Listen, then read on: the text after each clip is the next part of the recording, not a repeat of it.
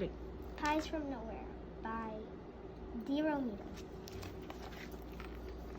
When Georgia Gilmore was a young Moor, she lived on a farm in Alabama where she fed the pigs and milked the cows. Georgia did her best to listen what her mother taught her. Think twice before doing anything you might regret, and never hate anyone. Georgia grew up and soon had a family of her own. She did plenty of cooking along the way, and when it was time for something sweet, she knew just what to do. She'll blend her butter and sugar into a bowl and get her homemade pound cake and started then tea bags to a pot of water for a new batch of sweet tea. Georgia was a cook at the National Lunch Company in downtown Montgomery, Alabama. Because of segregation laws, the restaurant counter was separated into two sections, one side for white customers, one side for black customers. Georgia knew it was wrong, but that was the way things had always been. On December 1st, 1955, Georgia was working at the restaurant when a news alert came over the radio. A black woman named Rosa Parks had been arrested for refusing to give up her seat on a bus to a white passenger as the law demands. Already a civil rights activist, Rosa was tired of giving in to rules that were unjust. And she wasn't the only one. 3. The next day, an association of black women distributed a flyer asking people to boycott public transportation on Monday. It said, "Please stay off all buses." Georgia watched as buses drove down the street one after another, empty, empty, empty. Because she'd been treated so poorly by the white driver so many times before, Georgia hadn't ridden the bus for 2 months. Still, she wanted to be a part of the movement she saw growing. Not long after, she went to Holt Street Baptist Church to hear Reverend Ralph Aberthany and Dr. Martin Luther King Jr. speak. The church was full. The crowd overflowed onto the street outside. Large speakers had been set up so thousands more could hear. Dr. King spoke about doing good things for one another. He talked about freedom, unity, and equality. We are determined here in Montgomery to work and fight until justice runs down like water and righteousness like a mighty stream. Those were the things Georgia believed in, and she was willing to fight for them. So Georgia decided to help the best way she knew how. She worked with a group of women in her community, and together they purchased the supplies they needed, bread, lettuce, and chickens. Then off they went to cook. The women brought food to the meetings that followed at the church. They sold sandwiches. They sold dinners in their neighborhoods. As the bus boycotters walked and walked, Georgia cooked and cooked. And boy, did the people of Montgomery love her food. Georgia's group donated the profits from their sales to the Montgomery Improvement Association, which helped fund the boycott. But if anyone had found out these women were involved, they could have lost their jobs. So Georgia ran the operation, and the other women acted as secret helpers.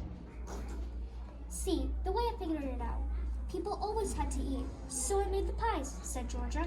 The woman sold baked goods to stores, groceries, laundromats, and beauty shops in the neighborhood, and people paid in cash so they wouldn't be connected to aiding the boycott.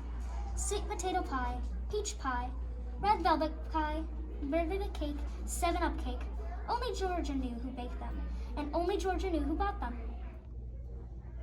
Every Monday and Thursday, Georgia would go early to the boycott strategy meetings at the church. She'd walk up to the contribution plate and announce how much her group was contributing.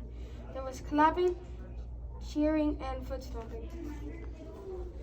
But whenever people asked where the money came from, she remembered her promise to keep it a secret. It came from nowhere, she had said. Because of this, her brave group of women bakers became known as the Club from Nowhere. The club was not only raised enough to purchase gas for the carpool system that had been set up for a boycott, but they were also able to buy station wagons to aid the effort and help get people where they needed to go. But Montgomery didn't want their buses to continue to lose money, so the city did what they could to stop the protesters and their effort. Dr. King and 89 others were arrested for their roles in the boycott, and Georgia was called to speak in court about an incident when a bus driver had mistreated her. After she already paid, the driver demanded she got off and enter through the back of the bus, as black riders were forced to do at that time. When I reached the back of the door and was about to get on, he shut the back door and pulled off, and I didn't even ride the bus after paying my fare. So I decided right then and there I was going to ride the buses anymore, Georgia testified. Georgia knew she was doing the right thing by standing up for her fellow protesters, but news of the trial spread across the country like wildfire. When the National Lunch Company found out she was a part of the boycott, she was fired from her job. Georgia was unemployed and raising 6 children on her own. She needed to find a new way to support her family.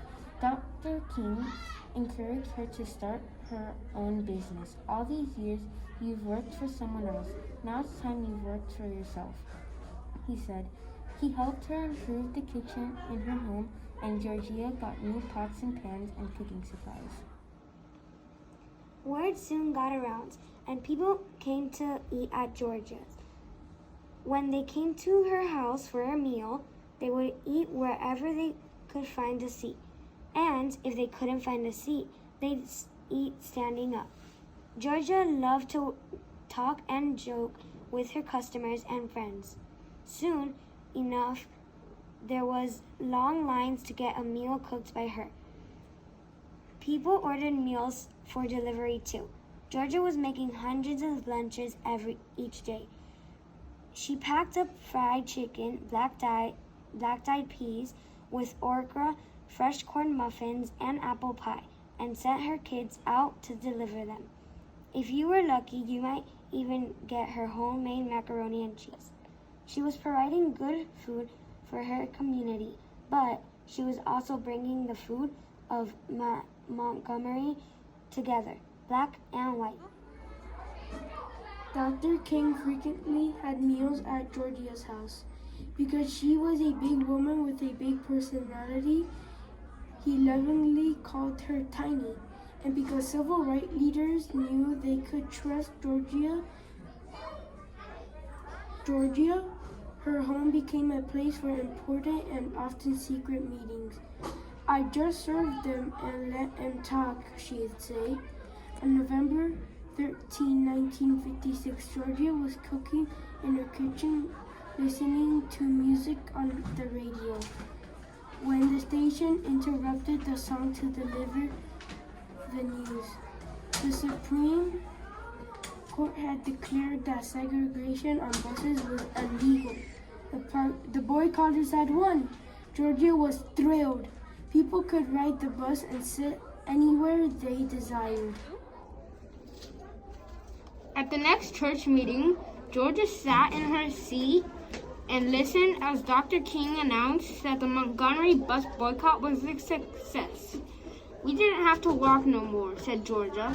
Even before Martin Luther King Jr. got up there and told us it was over, we knew that it was over, and we knew we had won. Still, there would be more battles to fight, so Georgia Gilmore kept right on cooking.